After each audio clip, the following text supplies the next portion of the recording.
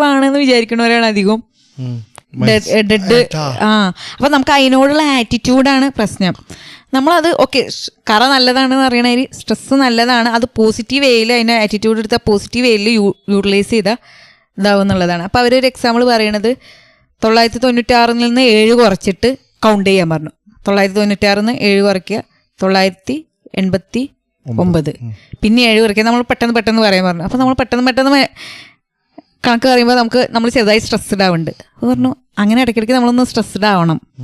അപ്പോൾ ആ സമയത്ത് നമ്മുടെ ബോഡി അലേർട്ടാവും, ബോഡിയിലെല്ലാം വേണ്ട പ്രവർത്തനങ്ങളൊക്കെ രക്തോട്ടം കാര്യങ്ങളൊക്കെ കൃത്യമായിട്ട് നടക്കുന്നുണ്ട്. അപ്പം അങ്ങനെ അത്യാവശ്യം സ്ട്രെസ്സ് വരുമ്പോൾ അത് നമ്മൾ ആ ഒരു പോസിറ്റീവ് ആറ്റിറ്റ്യൂഡിൽ ഒരു പോസിറ്റീവ് രീതിയിൽ ആ സ്ട്രെസ്സിനെ നമുക്ക് യൂട്ടിലൈസ് ചെയ്യാം.